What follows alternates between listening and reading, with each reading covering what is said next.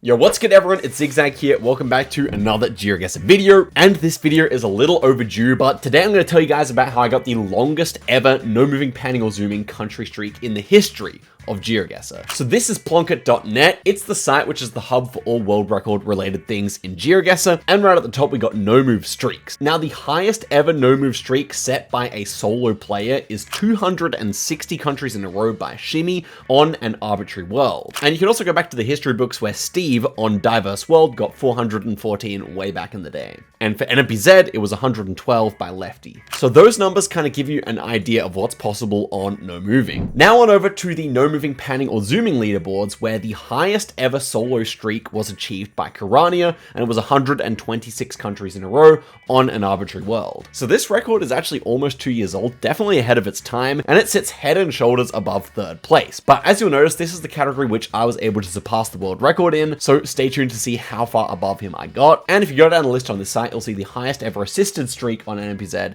is 137. Okay, then let's jump into this streak. Okay, the streak starts off here with a very simple round. We got the Danish bollard here with the orange stripe at the top, and then the dashed outer lines here. The very thinly dashed outer lines are only found basically in Denmark. And one thing I could say about Arbitrary World, it's not a specialized map. So in Terminus, you're always at the end of a street, or Rural World, you're always in a rural location. This map is straightforward in its design, doesn't have too much special in terms of a theme. So that's why such a high streak is theoretically possible. There are many other maps where getting above 20, let alone 40, is a huge task. Anyway, going into the map rather quickly here because I have all the information I need on this one.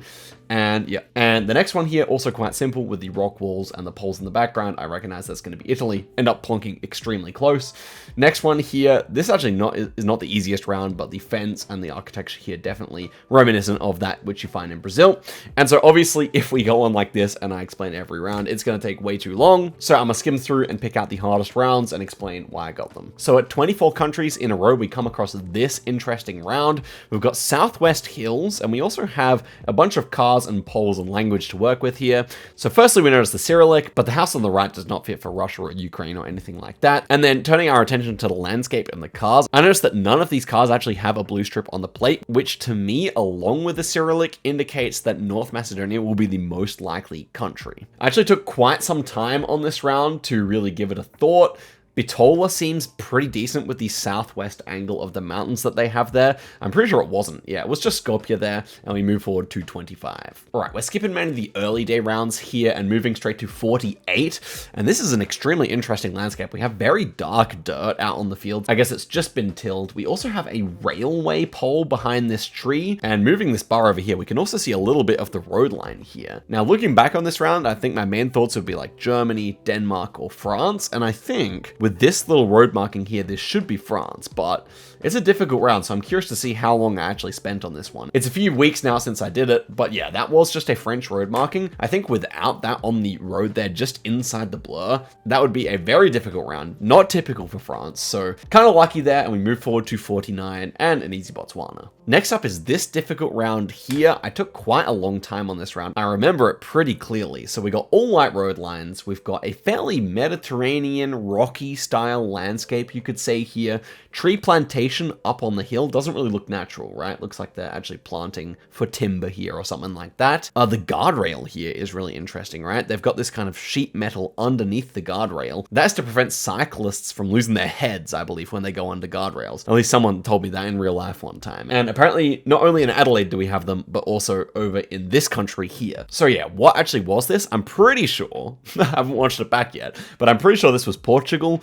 And I think this type of guardrail is particularly common in Portugal. The tree plantation seemed correct for Portugal, and then general landscape. Obviously kind of hilly, kind of rocky, both fit for Portugal as well. So I remember actually being relatively unsure, but I send in Portugal and it ends up being correct. All right, we have a Baltic country at number 66. I hate the Baltics with a passion when it comes to country streaks because they can look so similar. But we do have a wooden pole here, and that's going to be highly influential. Wooden poles in the Baltics are easily most commonly found in Latvia, and so I opt for Latvia here. West Latvia, I've noticed, has a lot of poor quality roads, but it is actually in the east. But but that is fine by me. Next round here, actually kind of difficult too. What was this? We got a huge blur here, which is kind of throwing me. Maybe that's a Taiwanese blur? Huh. Looking back on the round, I actually have no idea. It could also just be Japan. Actually, it probably is just Japan with a blur that's this huge. If it is Japan and you have sugarcane growing like we do here, it's going to be right down south. But let's see if my past self agrees with me here. After a long time,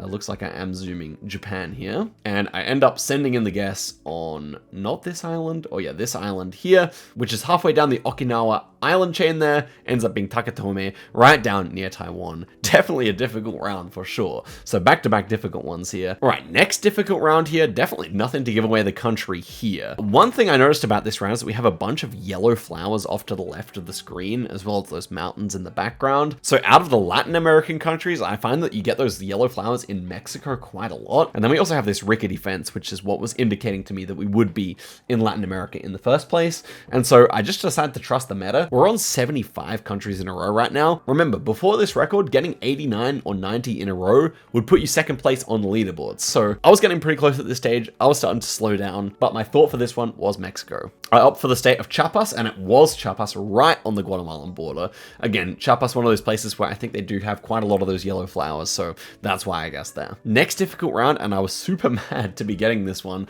on 78. I almost considered skipping it, which you can do if you deem the location to be unreasonable. However, I thought, I can see bollards here, I can see guardrails, I can see road lines.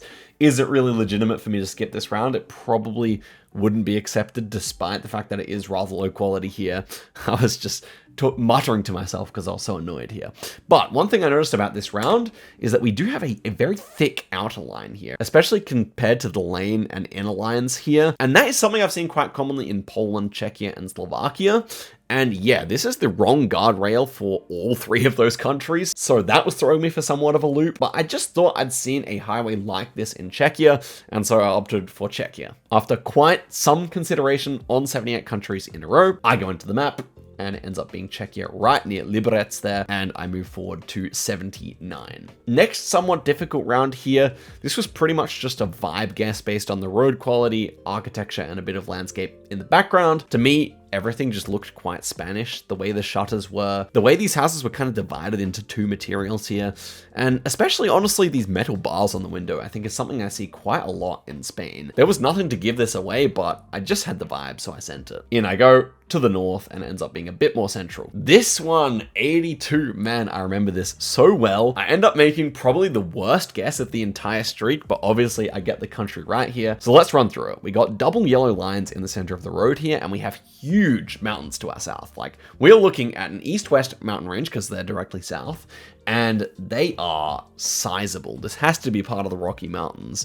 The trees look very northern here. These are a bit less healthy because they're growing at a high altitude. But I just wasn't sure what kind of a high altitude that was. If maybe we're at a high latitude and the altitude is actually not that high, or if we're just at a high altitude inside the contiguous United States or lower British Columbia. We did have English here. Unfortunately for me, there was no differentiating the spelling between US English and British/Canadian English. And because this is pretty obviously a national park, license plates are going to be no help. This is all going to be tourists anyway. So there was really no point in looking at the license plates here. Anyway, then we just have the question, is this US or Canada?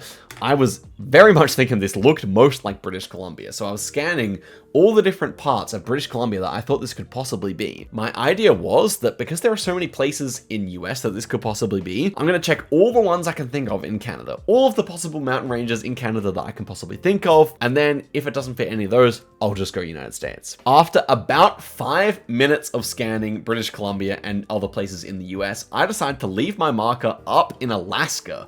I didn't recognize where it would be, and sure enough, it was actually Washington State.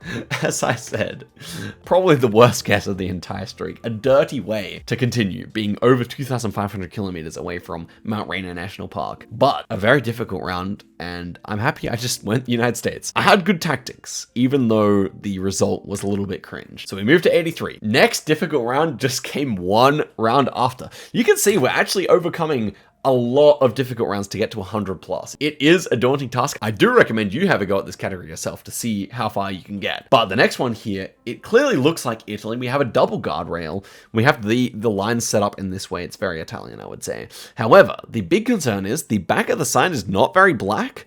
And we have a yellow plate. Like, what is this yellow plate doing here in a mountainous country? Like, the only countries you have front yellow plates would be Luxembourg, Netherlands, and what else? So I was like, this just has to be a Dutch traveler. And then it was just time to trust the rest of the round, the landscape and everything. And I thought Italy is the best fit. But actually, I'm just looking back at the footage. My big concern was that this was actually the Danube River, and we were on the border between Serbia and Romania, and I thought we might be on the Romanian side with the Gen 4 here. So I saw if I could line anything up. We're going slightly southwest, and we could see big mountains west of us, of course. So ultimately, nothing really lined up there, and I thought it looked more like Italy anyway. Like, I just had to trust the vibe of the round here. And so I switched to the Italian lakes all the way up in the north. It ends up being on the literal border with Switzerland there, but good enough to get us to 84 countries in a row. It's fairly easy sailing in the next few rounds. 89 is the round that will bring us up into second place. It's fairly straightforward here. We do have all white license plates because we can only see trucks, which is rather unusual in Colombia, but we got a white painted signpost here. That, when you're in the Latin American region, is basically a gimme for Colombia. So I send it, ends up being correct, and we're on to 90. So let's see the next one here, another easy one. We are now vying for that top spot. Let's see what the next difficult round is. Okay, this round is truly crazy. This had me second guessing again. Go watch the original footage if you want to hear my thought process here. But it looked to me like the sun was north here, right? Like the compass, the red in the bottom left of the screen is pointing somewhat north towards the sun, the shadows being cast towards the south respectively, but that didn't make sense. I could not really place this round in the southern hemisphere. The landscape to me looked more like Spain, and what in particular looked Spanish was this kind of white painted square building here.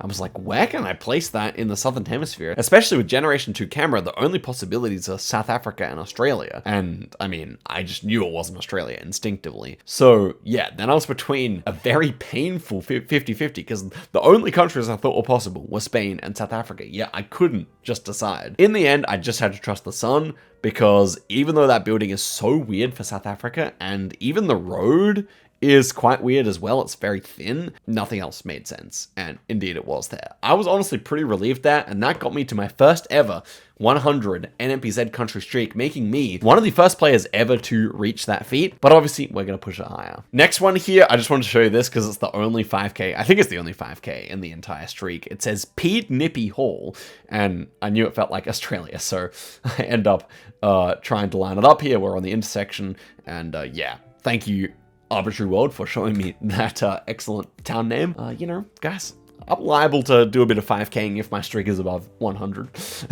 and it's that easy. Now we are at 110 countries in a row, and we have a Ukraine versus Russia 50-50. Now this 50-50 is normally pretty straightforward, but occasionally you get a round which has a lot of plausible deniability either direction.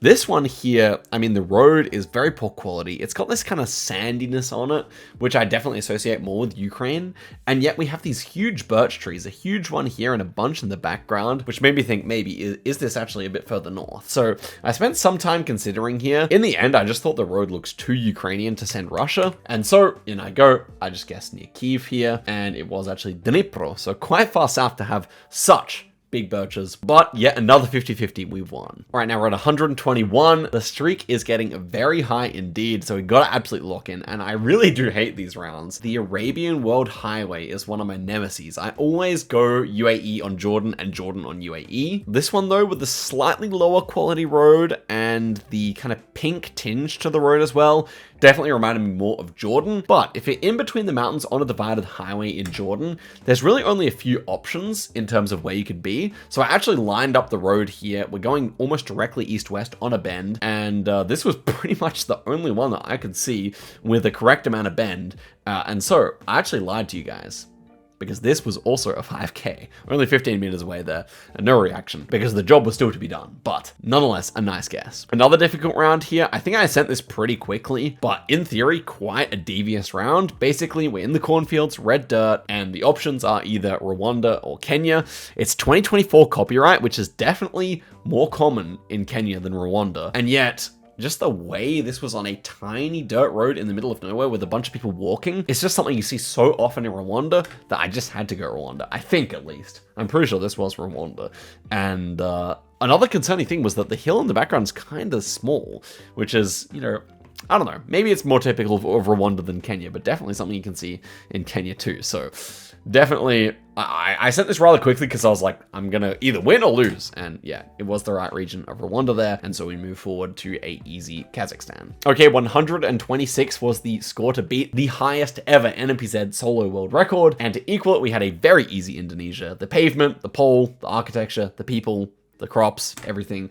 Of course, fitting for East Java there. That was an East Javan pole top, as far as I can tell. And indeed it was. And then, to get the world record, we have an extremely straightforward Brazil.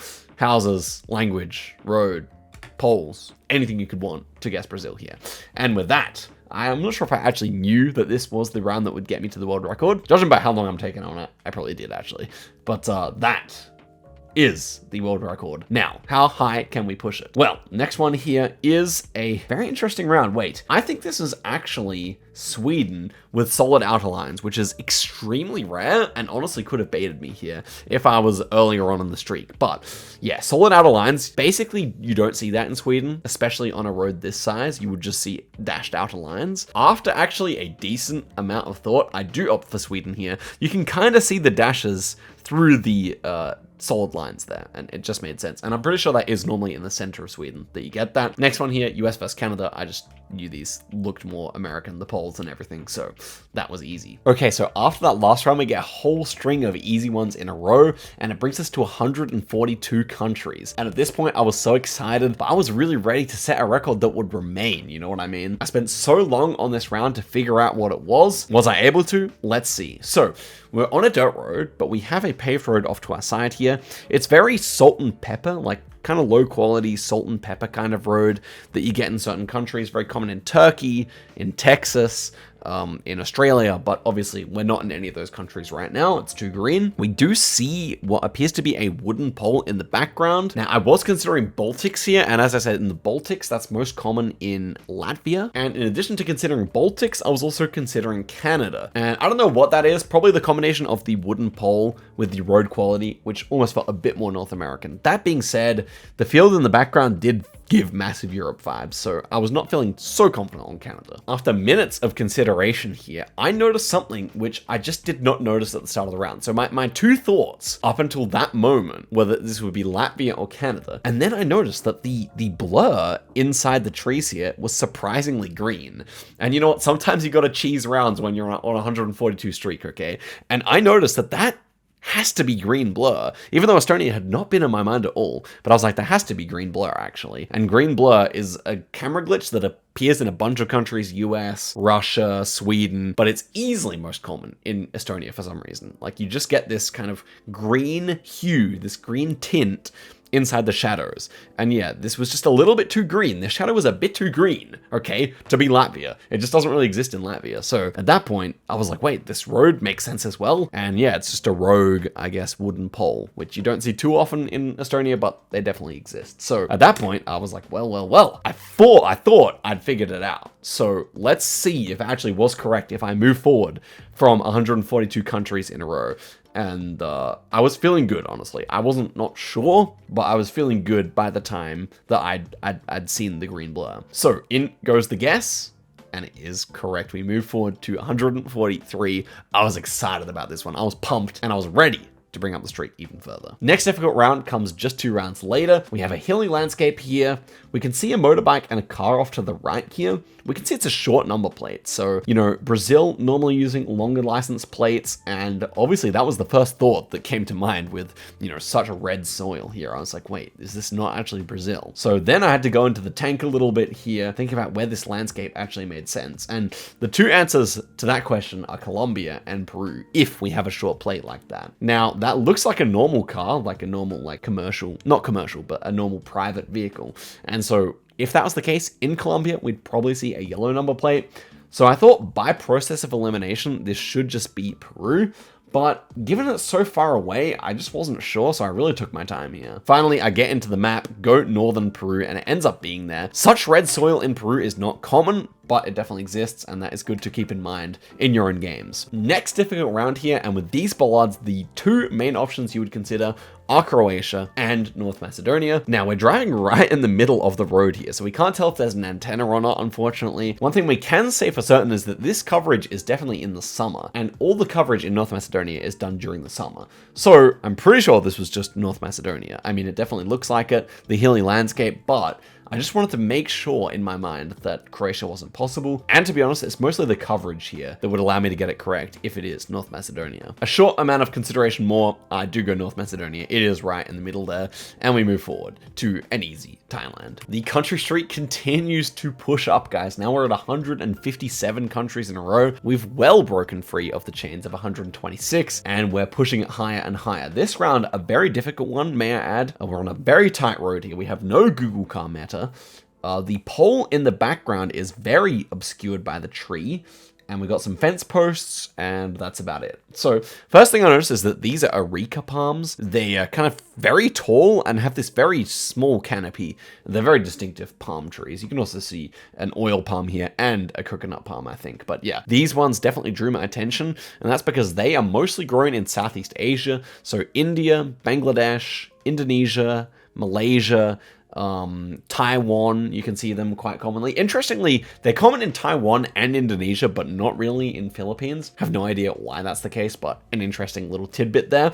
Anyway, so I'm left with this round. I'm like, what is going on exactly here? Two things I noticed about the infrastructure. One, the road was very grainy. And when I see a very grainy, almost American style road in Southeast Asia, my main thought tends to be Malaysia, but there are many other countries where you could see this road. And the other thing that made me think that this might be Malaysia was that over in the background, this pole looked quite round at the top. And I can't exactly remember what they do on Indonesian poles, but they're just not quite as nicely rounded on the top. And so that can be something that's quite useful when you're this distance away. That being said, areca palms are probably more common in Indonesia, and the landscape itself here wasn't really doing me any favors. I wasn't sure. It was mostly the road and the pole that were making me want to go towards Malaysia. And actually, one thing I just remembered about this round is that it was 2021 copyright. So that would exclude Philippines, that would exclude Bangladesh, two countries which were theoretically possible here. Indonesia, Thailand, and Malaysia, all possible with this copyright. Definitely most common in Malaysia, so that probably also helped me